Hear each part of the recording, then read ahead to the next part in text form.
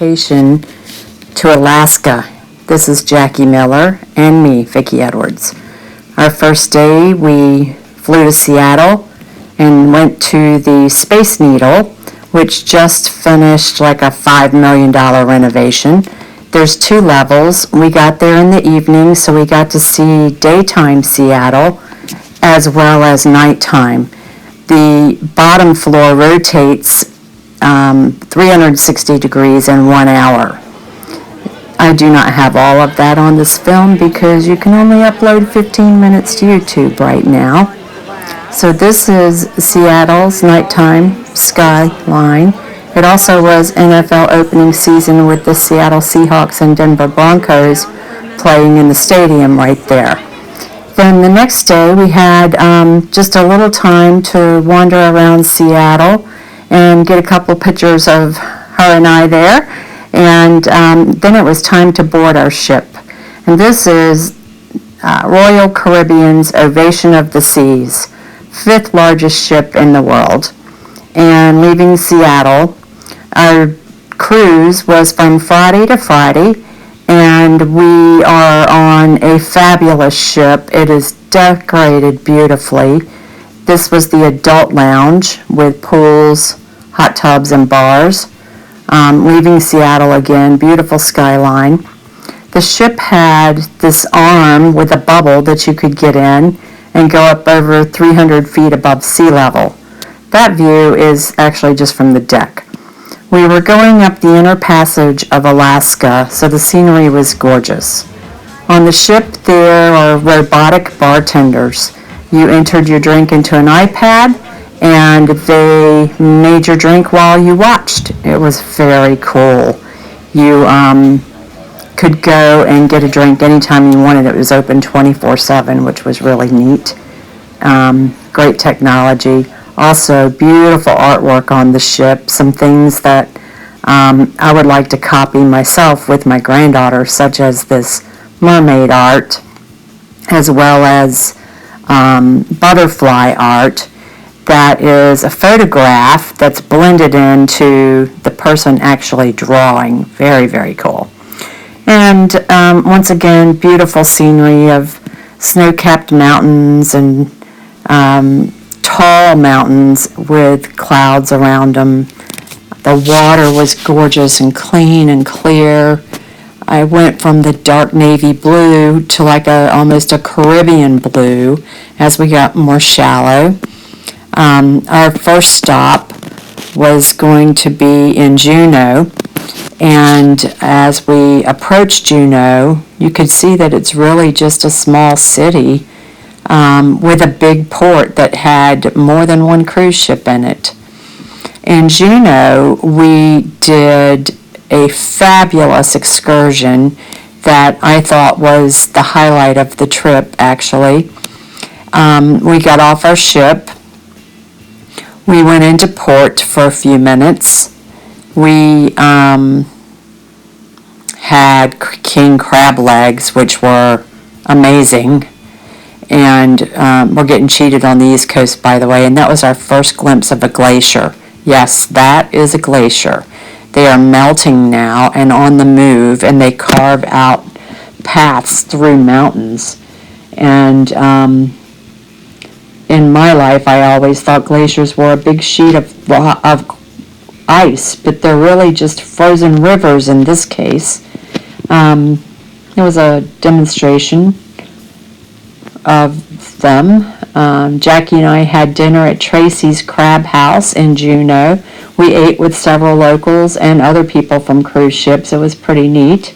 We also went to this really nice garden, Glacier Gardens, where they had what they called upside down trees. Basically, there'd been a massive landslide, so there were a lot of trees down. The people who owned the gardens had to make the best of the situation, so they took those trees, planted them upside down, and put a bunch of beautiful plants. We went up high on the mountains. We could see beautiful views from where we were, and more glaciers. There we were overlooking the valley, and Jackie and I are best friends. We've known each other since 2001, I think. So we were both just thrilled to be there. And we really had a great time. This was the end of the Glacier Park visit. Lots of seaplanes everywhere we went. I was mesmerized by the seaplanes and other cruise ships that also are there on the waterways. And then we were getting ready to approach Skagway, which actually was by far the best adventure that we went on, the best excursion. There's our ship. It's really giant. We got off the ship and actually got on to another boat. You'll see that in just a moment. We did what's called a Glacier Point wilderness safari. And this involved spending just a few minutes in Skagway. We then got on a large pontoon boat, if you will. There are pictures of it coming up. We drove up the river for about an hour. It was beautiful scenery the whole way. And when we got to where we were going, it was a beach. We got off. We got onto we walked a little ways, and then we got onto a school bus. But before you see that, here's the boat we were on for an hour. And then we got on this old Bluebird school bus and rode up the mountain. Very bumpy ride for about 10 minutes. They suited us up with parkas and life jackets. And then we saw our first glacier. We hiked through the mountains, and then we canoed for about 45 minutes. At one point, the current got so strong they had to put on the little electric motors because we weren't making any, we weren't getting anywhere. We shared our canoe with about 8 people. When we got close enough, there's the glacier. It's called the Davidson Glacier. We started getting close. The water gets shallow and more shallow, and the water we're on is actually a river caused by glacier melt. So we finally got shallow enough that we could get out of the canoes and walk on what could best be described as sandbars, but it's really sediment from the melted glaciers. They allowed us to look for rocks or glass or whatever we wanted to take, some of it millions of years old. And of course, you're so tired you don't want to carry a bunch of rocks. Up close, the glaciers are gorgeous. That dark blue and Caribbean blue, it just looks like a giant gemstone waiting to be polished. We got back on our boat, and on the way back we saw orcas and humpback whales. If you watch this part carefully, you'll see them coming up and blowing. There was a family of whales, we believe. We later heard that people booked whale watching excursions and didn't see any whales. We didn't do a whale watching excursion, but we saw whales, and it was very cool. They're really, there's laws about your boat running when you get close to these guys, so you have to put your motor in neutral and just coast or be still while they're out there playing. There were also beautiful waterfalls. On our ride back, we saw harbor seals. We saw orcas as well as the humpback whales. And then all this floating ice, little chips or small icebergs, whatever you want to call them, just floating in the river. Some of them white, some of them that beautiful blue. And then we had sunset through the mountains, and it was just a gorgeous day. We got back on the ship and headed down to Endicott Arms, and again more ice in the water. I think this was the next day, sunrise maybe, and they turned this giant ship around on a dime, and this picture shows the glass ball being all the way up elevated. We could sit in the adult lounge and watch whales jump in front of us while we're in the hot tub or whatever. This was headed back to port. Oh, the adult lounge. Yeah, here you go. Infinity pools, hot tubs. The last glacier that we saw. It was really beautiful. Sad that they're melting. Sunset on the Pacific.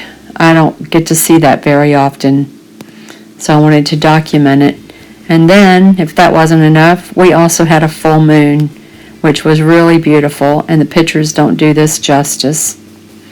Our last stop was in Vancouver, British Columbia, where we went to the Butchart Gardens.